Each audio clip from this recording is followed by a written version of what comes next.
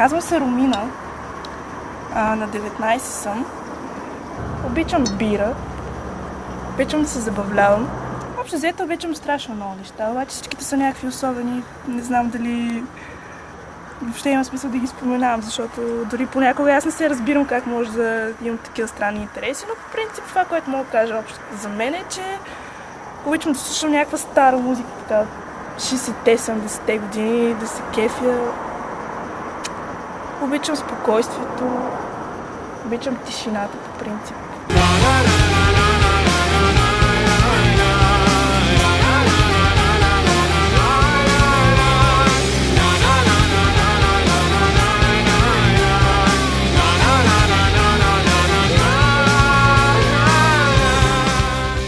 Всичките ми приятели са тук общо взето. Всичките места, на които са ми се случвали най-хубавите неща в живота ми са тук. Всичко важно е тук. Тук започнах училище, детска градина, тук са ми роднините, тук са ми приятелите. Всичко е тук общо взето. Обичам да общувам с по-големи хора от мен, защото да знам. Не че имам нещо против хората на моята възраст, но просто така си ме влече. Чалгата и всичката простотия, която се сипва около нея, върху нас, дори тия, които нямаме нищо общо, не искаме да имаме нещо общо с това нещо. И много се радвам, че повечето хора, с които общувам, също не искат да имат нищо общо с това нещо, въпреки че то е неизбежно в крайна сметка да се стигне. Винаги се случва така, че особено тук в нашия град, то е просто... Ако не дай си Боже да си малко по-различен, нали, от това течение там чалгарско, просто потъваш, ставаш веднага черната мишена за всички. Отивам на Централна гара в София и хващам някакъв автобус за най-далечната дестинация, която може да съществува в нашата страна. Искам да обиколя България. Цялата, абсолютно цялата. И това просто страшно много го обичам, защото отиваш там и как си прекарат времето младите хора, които са също като нас в същото положение.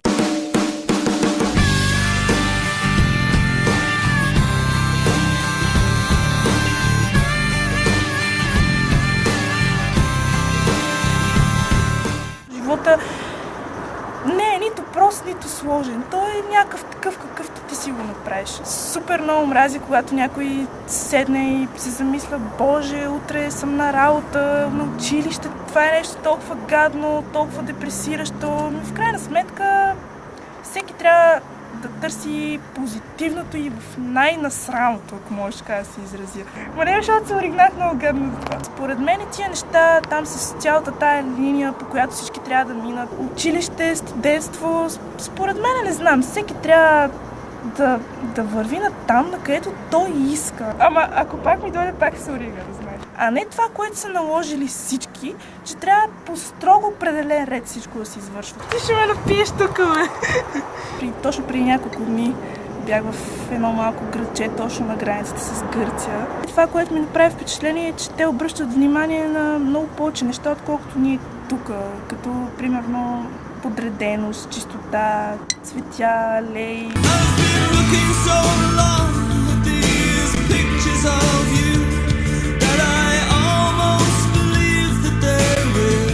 И в един момент аз виждам, че почват да изваждат някакви тревички, да ги слагат в едни листчета. Аз въобще не знам за какво става въпрос, нали? Защото аз съм малка, няма да ме обърна внимание, няма да ме карат да правя такива неща. Защото, нали, те по принцип си го правят, може би много често. Аз тогава не ги познавах. След това ми стана много лошо и почнах да се вайкам, моля ви да ме закарате вкъщи. Те някакви съди ми се хилят, въобще не им дреме, примерно, нали, че на мен ми е някакво гадно, но те защото знаят, че то ще ми вмине в крайна сметка. Защото ако трябва да съм честна, наистина, не си падам по такива неща. Аз предпочитам да пия алкохол. Пробвала съм само едно единствено нещо и това е джойнта и просто не е за мене. Но това, което усещам най-вече, когато използвам такова нещо, е, че се чувствам страшно... изпадам в някакви депресивни състояния. Те са кратки, не са много дълги, но са си сериозни. Чакай, сега ще го измисля. Не мога да кажа, че аз съм много необикновена, но за мен важното е да си различен. Ако не си различен, според мен, не знам. За мен няма да има смисъл да живея, ако не съм малко по-различна, защото това те определя като човек, като личност, според мен. Ако се сливаш прекалено много с всичко около тебе, което се случва на момента, просто за мен лично не съществуваш. И затова много уважавам хората, с които по принцип общувам.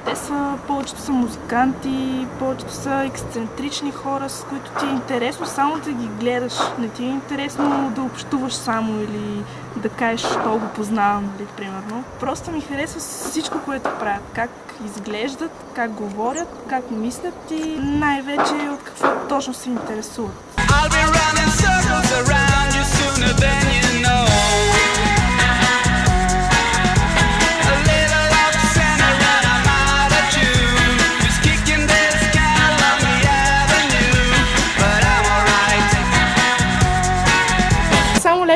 Само Левски! Искам да отида на матч на Левски и да се размажа. Само Левски! Много псувам, като стане въпрос за Левски. Само Левски! Само Левски! Най-много от всичко обичам музиката. Без нея не знам дали ще ми се получават нещата, но откакто се помня, това е една от главните причини да живея. Дори да съм тъжна, дори да съм весела, когато слушам музика, просто всичко си идва на мястото и все ми е едно. Понякога имам чувството, че светът е твърде малък за мен. Моите илюзии, моите мечти са прекалено големи за него.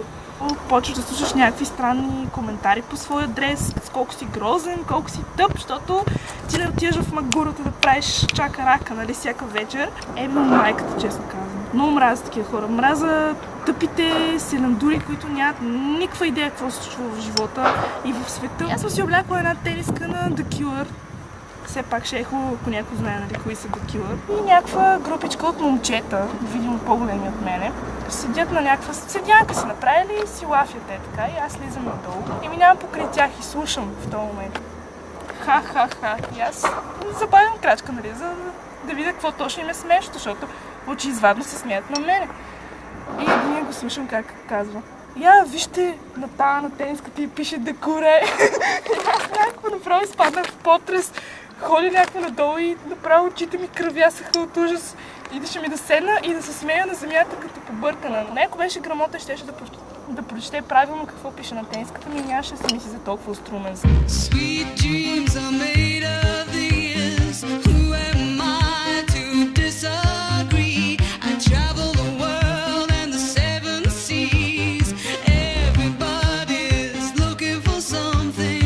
Ако усетите, че нещо в този момент ще ви се случи, независимо дали ще загубите нещо, независимо дали рискувате нещо, важното е да го хванете този миг, защото той може никога не се повтори в крайна сметка. В живота няма смисъл да сме тесногради, няма смисъл да обмисляме прекалено много нещата, защото нещата няма да мислят за нас.